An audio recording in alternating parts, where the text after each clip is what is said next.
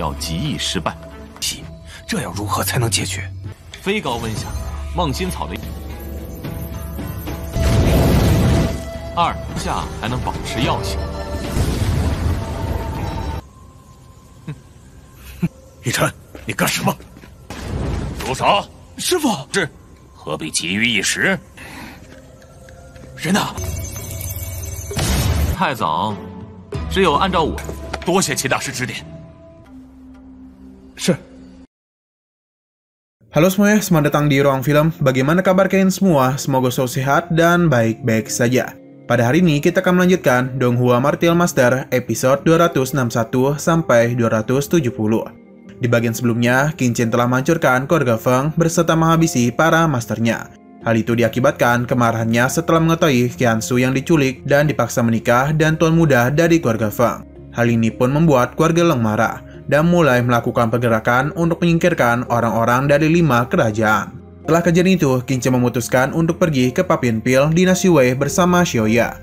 Di sana, Qin Chen berhasil menyembuhkan Tetua Shubo dari penyakitnya, yang mana hal itu disebabkan oleh racun. Seusai Shubo disembuhkan, Qin Chen meminta kepada Tetua Shubo kalau dia itu ingin memasuki dinding batu kesulitan di Papien Pil dinasti Wei.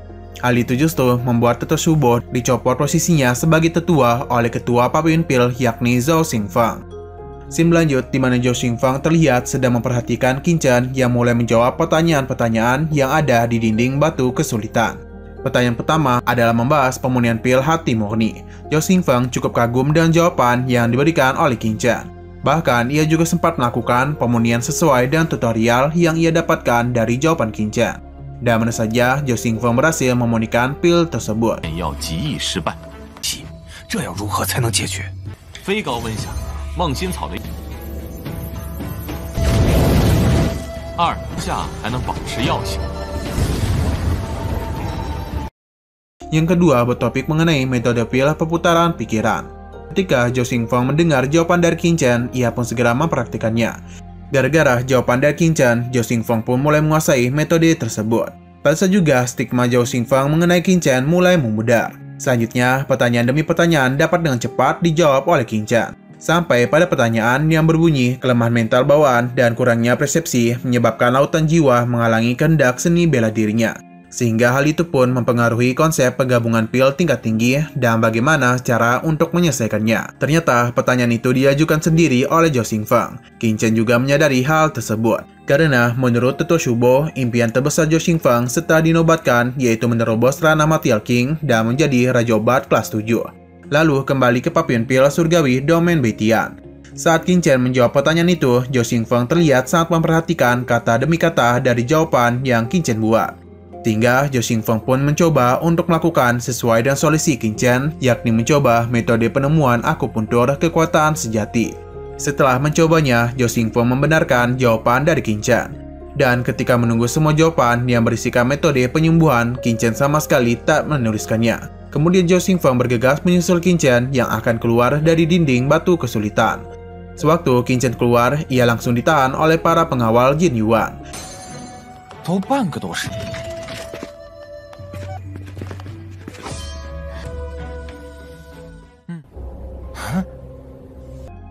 Di waktu yang bersamaan, Qin Chen juga datang dan mulai kembali merendahkan Qin Chen. Hingga dia itu juga berniat untuk menendangnya. 雨辰，你干什么？住手！师傅，是，何必急于一时？人呢？ Beberapa saat kemudian, Zhao Xingfang pun tiba. Baru saja datang, ia segera mencari Qin Chen. Ketika sudah melihat Qin Chen, ia langsung menghampirinya dan memberikan sebuah penghormatan kepadanya. Semua orang pun sangat terkejut setelah melihat hal itu. Di saat para pengawal ingin melepaskan ikatan yang ada pada Qin Chen pun dengan tegas menanyakan kejahatan apa yang ia lakukan sehingga ia ditahan oleh Papien Pil. Qin Chen memberitahu bahwa Yi Chen sebelumnya sempat menghina dirinya tanpa alasan. Tetua Jin Yuan juga mengatakan kalau itu semua adalah perintah dari Tetua Pavilion. Hal itu justru membuat Zhao Xingfang marah.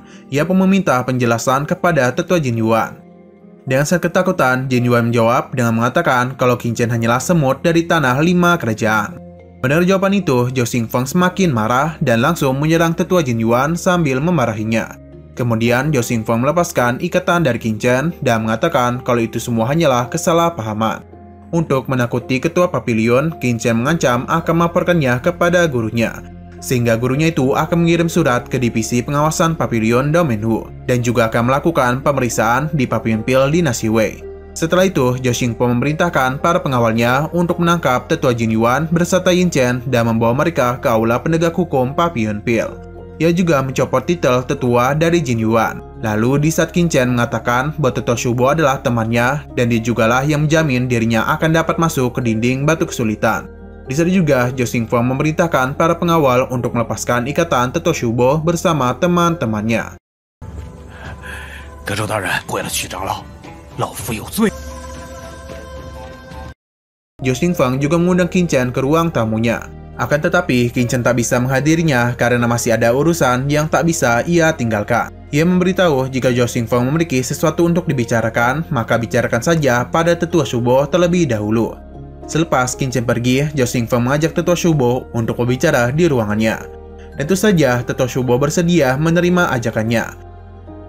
Singkat waktu, Zhao Xingfeng meminta Tetua Shubo agar menjadi wakil ketua Papilion Pil. Ia aman hal itu untuk membantunya menyelesaikan beberapa pekerjaan. Kemudian, ia pun langsung pada intinya dan menanyakan tentang Qin Chen. 事就无需再谈了，不知许下今日也是第一次见秦大。 Sino berpindah kepada Qin Chen. Di tengah perjalanannya, terlihat Putih Zhao bergegas menghampiri Qin Chen sambil mengatakan kalau divisi penjaga kota kekaisaran ingin menangkap dirinya karena desakan dari keluarga Feng. Padahal itu, Xiaoya memutuskan untuk segera menemui Tetua Shubo.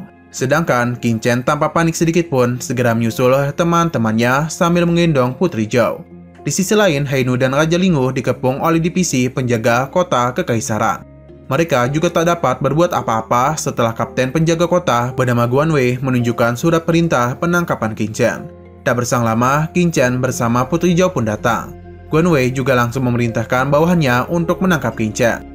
Di saat yang bersamaan, Wakil Ketua Shubo, Xiaoya, dan Xu Zheng datang. Mereka juga langsung menyerang bawahan Guan Wei. Kedatangan Shubo adalah untuk melakukan pembelaan terhadap Qin Chen. Ia mengatakan kalau Qin Chen itu adalah orang dari Papilion Pil-nya, dan ia pun segera memberikan kecaman kepada divisi penjaga kota kekaisaran. Padahal demikian, Guan Wei mengancam akan memberitahukan masalah ini ke Papilion Pil Domain Betian. Karena tak ada lagi yang dapat dilakukan oleh Shubo, Qin Chen pun akhirnya bersedia ditangkap dan membiarkan divisi penjaga kota kekaisaran untuk menyelidiki dirinya. Sebelum Qin Chen pergi, ia menitipkan 3 surat kepada wakil ketua Shubo, yang mana surat itu harus diserahkan kepada ketua Papilion Pil Zhao Xingfeng, presiden Tanah Suci Bloodland, dan ketua kuil sejati dinasti Wei. 跑一趟，王城血脉圣地会长，一封最快的速度送到3人手上。 Sesudah menangkap Qin Chen, Guan Wei juga membawa Raja Lingu dan Hainu. Akan tetapi, mereka berdua langsung dilindungi oleh Shubo dan yang lainnya. Alhasil, Guan Wei hanya dapat membawa Qin Chen saja. Shubo juga meminta Guan Wei untuk memberitahukan kepada komandannya. Jika Qin Chen terluka sedikit saja, maka Papilion Pil dinasti Wei akan meminta penjelasan secara langsung kepada keluarga kerajaan dinasti Wei. Di siang yang sama, Leng Ming kembali melaporkan kepada Leng Feifan bahwa orang-orang dari 5 kerajaan selain Qin Chen tidak bisa dibawa ke divisi penjaga kota, karena mereka itu dilindungi oleh Papilion Pil. Oleh karena itulah, Leng Feifan berniat untuk meminta bantuan kepada pangeran ketiga. Singkat waktu, dia itu menemui pangeran ketiga, yaitu Liu Yuanxin. Ia langsung menceritakan perihal apa yang terjadi. Ia juga meminta supaya Liu Yuanxin mau membantu dirinya. Selama Liu Yuanxin ingin membantunya, Leng Feifan menjamin kalau keluarga Leng akan selalu mendukungnya dan juga akan memberikan wanita-wanita dari 5 kerajaan kepadanya. 已被城卫署的人捉夫此次前来是怕有当然放走，岂不是对我王本殿明白，只是本殿只要殿下愿意受累动爱，那吴国中据说有几冷家主的意思，本殿明白。公正，殿下应。 Tak berselang lama, divisi penjaga kota, wakil komandan Geng Duyuan mendapatkan surat dari pangeran ketiga. Setelah membaca suratnya, Geng Duyuan bergegas menghampiri Qin Chen. Lalu, ia menginterogasinya dengan sangat tegas.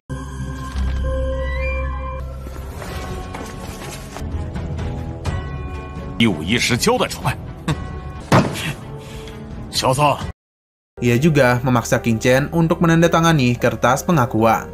Namun Qin Chen menolaknya dan juga melenyapkan kertas itu. Tak terima dengan perbuatan Qin Chen, geng De Yuan menyuruh Guan Wei dan para pengawal untuk membawa Qin Chen ke penjara hitam.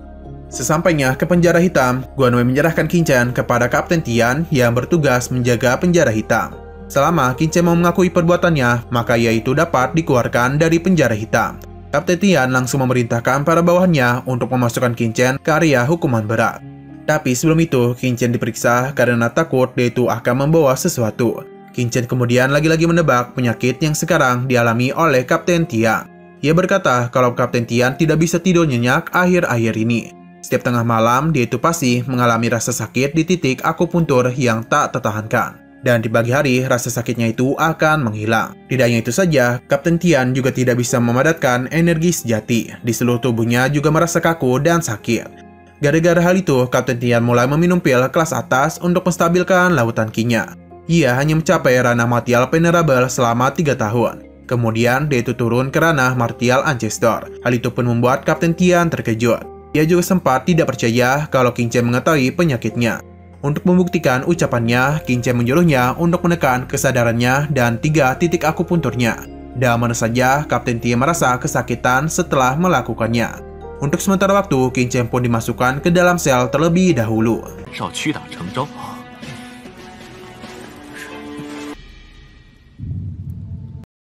Tak lama kemudian, sikap dari Kapten Tian pun mulai berubah terhadap Qin Chen. Ia menyuruh bawahannya untuk melepaskan rantai yang ada pada Qin Chen. Dan itu saja, Kapten Tian juga menghidangkan banyak makanan dan minuman terbaik kepadanya.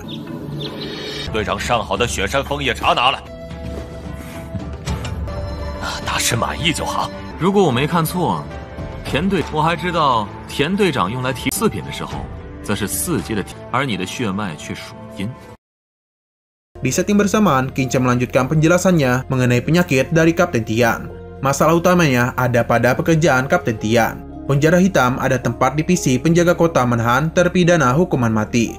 Tempat itu dipenuhi dengan keputusasaan, kekerasan, dan kematian. Selama sepanjang tahun Kapten Tian ditempatkan di sana, tentu saja tubuhnya akan mengumpulkan energi kematian yang jahat. Nah, energi kematian ini tidak cocok dengan latihan kultivasinya dan kristal darah di tubuh Kapten Tian. Qin Chen pun memberikan sebuah resep yang akan menyingkirkan energi kematian pada tubuhnya. Ia pun meminta Kapten Tian untuk menggunakannya selama setengah bulan.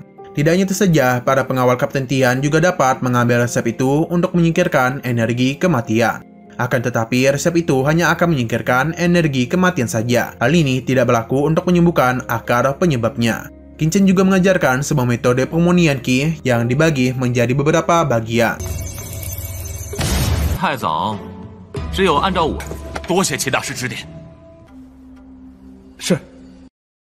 Yang jika Kapten Tian melatihnya, maka dapat menyembuhkannya secara total.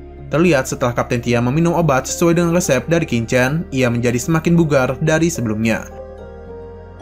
Scene beralih ke Tanah Suci Bloodland. Seorang pria bernama Chen Xiang menemui atasannya, yaitu Presiden Nanggong sebagai Presiden Tanah Suci Bloodland Dinasti Wei. Chen Xiang melaporkan bahwa Wakil Ketua Papimpil Dinasti Wei, yaitu Shubo, ingin menemui Presiden Nanggong. Ia juga memberikan token Ketua Pavilion Zhou Xingfeng sebagai tambahan. Setelah melihat token itu, Presiden Nanggong pun terpaksa bersedia menemui Shubo. Hal ini dia lakukan sebagai bentuk rasa hormatnya kepada Ketua Pavilion Zhou Xingfeng. Tak berselang lama, Shubo dan Hainu pun berhadapan secara langsung dengan Presiden Nanggong. Pada saat Hainu memberitahu bahwa Qin Chen menitipkan sebuah surat kepada dirinya, Presiden Nanggong pun segera ingin mengusirnya. Karena merasa mereka berdua tidak memiliki urusan yang lebih penting. Tapi setelah menyinggung masalah Bloodland Presiden Nanggong, yang ternyata dia itu ngestak pada Bloodland tingkat 6 saja, dan tidak pernah lagi bisa melakukan penerobosan. Presiden Nanggong pun tiba-tiba memanggil mereka kembali. Hainu kemudian membongkar masa lalunya bahwa Nanggong dulunya ada seorang Master Bloodland biasa di Tanah Suci Bloodland Bianzhou. Pada usia 20 tahun, Presiden Nanggong itu bertemu dengan seorang Master Bloodland yang kemudian orang itu meninggalkan Tanah 100 Dinasti. Presiden Nanggong juga sempat tertinggal karena bakatnya yang rendah. Tapi dengan hanya mengandalkan pengalamannya bertahun-tahun, ia bisa menjadi Presiden Tanah Suci Bloodland Dinasti Wei. Supaya tidak terjadi kesalahpahaman, Hainu akhirnya memberikan surat yang dititipkan oleh Qin Chen kepada Presiden Nanggong. Sudah membaca surat itu, Presiden Nanggong sangat terkejut dan juga terkagum-kagum. Ia kemudian menanyakan di mana keberadaan dari Qin Chen sekarang kepada Hainu dan Shubo. Hainu mengatakan kalau Qin Chen sebenarnya ingin datang dan membicarakannya secara langsung kepada Presiden Nanggong. Sayangnya, King Chen tak bisa menemuinya karena sekarang ia sedang ditahan oleh divisi penjaga kota. Setelah mengetahui bahwa King Chen ditahan oleh divisi penjaga kota, Presiden Nangong pun berencana akan mengirimkan seseorang untuk memeriksa situasinya. Sebelum Hainu pergi, ia memberitahu bahwa Presiden Dongfang dan Tetua Xiang Tian dari Tanah Suci Bloodline Dinasti Wei ada sahabat dari King Chen. Presiden Nangong pun langsung menyuruh Shen Tiang untuk memanggil Presiden Dongdan dan Xiang Tian. Singkat waktu, Presiden Dongdan dan Tetua Xiang Tian menjelaskan semuanya mengenai King Chen kepada Presiden Nangong. Otomatis, dia pun memerintahkan kepada Chen Xian untuk segera pergi ke divisi penjaga kota demi melepaskan King Chen. Di sisi lain, Hainu dan Subo juga menemui Tetua Aula Penempaan Senjata yang bernama Ketua Yelu. Sebagai bukti, Hainu memberikan sebuah pedang yang dititipkan oleh King Chen. Menurut Yelu, besi hitam pedang itu memiliki ketahanan tempat yang buruk. Tapi, ukiran pedang itu diukir dengan pola yang begitu rumit, yang merupakan teknik pendingin 100 putaran dalam teknik penempaan kuno. Dan juga pedang itu dibuat dalam satu napas tanpa adanya jejak ukiran. Di saat Ketua Yelu menanyakan keberadaan dari King Chen, Hainu menjawab persis seperti ia menjawab Presiden Nangong sebelumnya. Selepas mendengar penjelasan dari Hainu, Hao menjadi sedikit emosi. Ia juga berencana akan mengirimkan seseorang ke divisi penjaga kota demi menyelamatkan King Chen. Sementara itu, Zhao Xingfeng terlihat sangat marah ketika mendengar King Chen ditahan oleh divisi penjaga kota. Ia kemudian memberikan sebuah token miliknya kepada Xiaoya dan menyuruhnya untuk mendatangi divisi penjaga kota agar membebaskan King Chen. Scene kembali ke penjara hitam. Di sana, geng Duyun terlihat sedang menyiksa para bawahan Kapten Tian karena mereka membiarkan King Chen berada di tempat yang nyaman. Setelah itu, terjadilah perselisihan antara mereka. Meskipun demikian, karena ini adalah area penjara hitam, maka geng tak memiliki hak penuh untuk mengendalikan tempat itu. Serta Kapten Tian juga bukanlah bawahan langsung dari geng Duyun. Lalu, geng Duyun memerintahkan para bawahannya untuk membawa King Chen, akan tetapi Kapten Tian menghalanginya dan tak akan membiarkannya membawa King Chen begitu saja. Kapten Tian kemudian mengusir geng Duyun dari tempatnya. 统领请，你这么得罪他，记住，昨天是谁，我田某绝不答应。皇子也插了手，田某怕是坚持不住。你忍。秦大师。 Nah, Ketua Aula Senjata yang meminta divisi penjaga kota untuk melepaskan King Chen benar-benar membuat Duyun sedikit terkejut karena ia tidak tahu bagaimana Aula Senjata juga ingin ikut membebaskan King Chen. 哥没资格过问，让他们赶紧的弹药份额连冷家的一半都不到。邓统领，气殿的指示求见，气殿也为了秦晨说话。 Meskipun begitu, geng Duyun menolak permintaan dari Aula Senjata. Hanya selisih seperkian detik, bawahannya lagi melaporkan kalau manajer dari Tanah Suci Bloodline, yaitu Chen Xian, meminta untuk bertemu dengan geng Duyun. Yang mana tentu saja dia ingin membebaskan King Chen. Sama seperti sebelumnya, geng Duyun kembali menolak permintaan itu. Karena geng terus menolak bertemu, Chen Xian pun menerobos untuk masuk dan bertemu dengan dirinya. Chen Xian memaksa geng Duyun agar membebaskan King Chen. Karena King Chen adalah tamu dari Presiden Nangong. Tanpa rasa takut, geng Duyun mengatakan kalau ia bertindak dengan integritas. Lalu, ia pun menyuruh para pengawalnya untuk mengusir Chen Xiang. 圣地一定陪你玩到底。来人，将此人给我轰出去！哼，你敢！ Di Pawempil, Xiaoya melaporkan kepada Zhao Xingfeng kalau ia bahkan tak bisa memasuki gerbang divisi penjaga kota. Tak terima dengan perlakuan dari divisi penjaga kota, Zhao Xingfeng memerintahkan kepada Xiaoya untuk segera menghentikan semua transaksi pil dengan keluarga kerajaan dinasti Wei, serta hutang-hutang sebelumnya harus dilunasi besok pagi. Di Aula Senjata, setelah bawahan Tetua Yelu memberitahu kalau dirinya diusir dari divisi penjaga kota, bahkan orang-orang dari divisi penjaga kota juga sempat merendahkan Aula Senjata. Tetua Yelu pun mulai mengambil tindakan dengan menulis surat yang ditunjukkan kepada Papillon Dingki, yang mana hal itu berisi pembatalan semua kerjasama dengan keluarga kerajaan serta penangguhan semua transaksi. Sedangkan di Tanah Suci Bloodline, Chen Xian juga terlihat melaporkan kejadian yang ia alami di divisi penjaga kota. Mendengar itu, Presiden Nangong berencana akan segera memasuki istana dan menanyakan apakah kerajaan sudah tidak memerlukan Tanah Suci Bloodline miliknya lagi. Beberapa saat kemudian, Yang Mulia Dinasti Wei bernama Liu Xuanrui mendapatkan berita buruk dari bawahannya. 我大为 朕心中焦急啊！他也要保重龙体呀。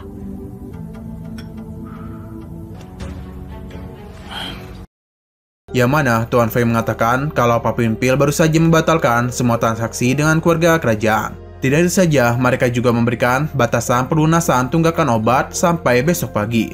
Tak berselang lama, bawahannya bernama Qi Heng juga ikut melaporkan sesuatu yang buruk. Ia mendapatkan informasi bahwa mulai sekarang semua transaksi senjata dari Papillon Dinky dengan dinasti akan dihentikan. Dikatakan kalau Papillon Dinky mendapatkan perintah itu dari aula senjata. Tak berhenti begitu saja, bawahannya kembali membawakannya sebuah surat.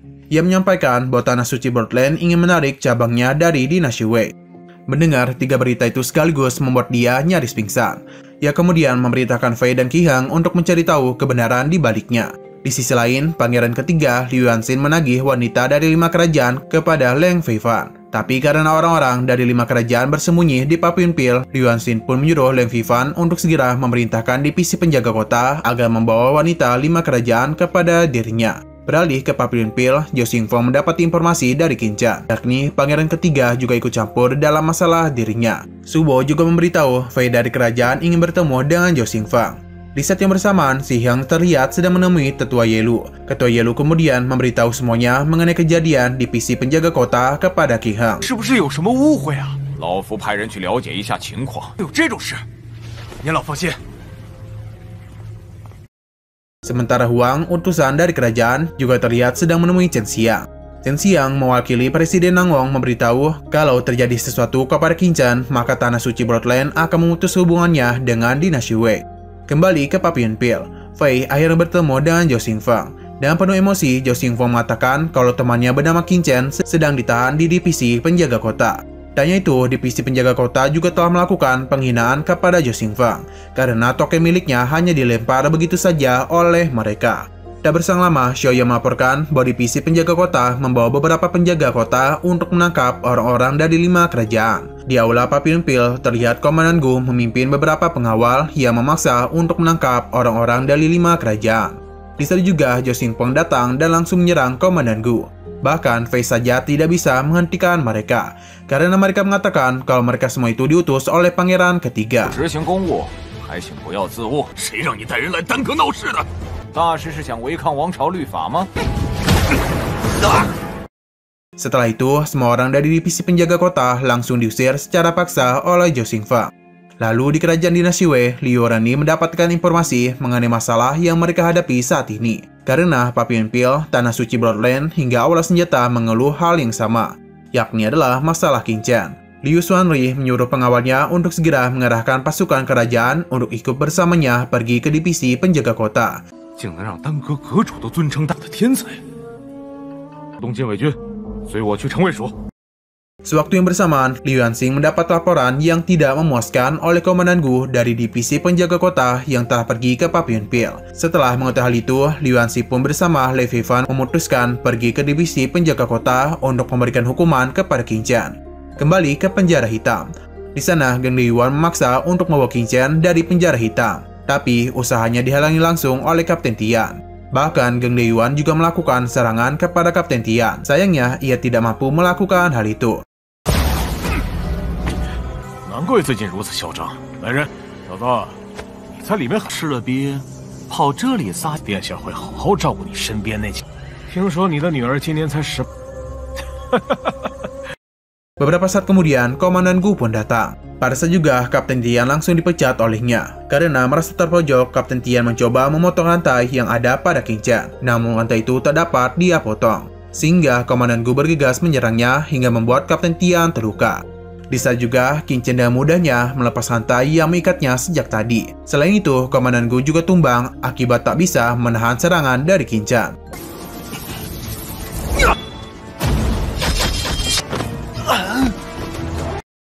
Tak berselang lama, Liu Yuanxin dan Lei Feifan pun datang. Komandan Gu yang melihat mereka berdua langsung memberitahu kalau Qin Zhan berhasil melepaskan rantai yang sedang mengikatnya. Tanya itu, Komandan Gu dan para bawahannya juga terluka karena mencoba melawannya.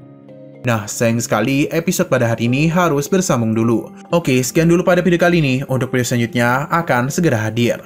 Jadi bagi kalian yang ingin mengikuti series ini, langsung klik subscribe dan aktifkan loncengnya. Oke, terima kasih yang sudah menonton video sampai habis. Jika kalian suka pada video ini, klik like dan share ke teman-teman kalian tentang channel ini. Dan ditunggu aja kelanjutannya. Oke, sampai jumpa di video selanjutnya.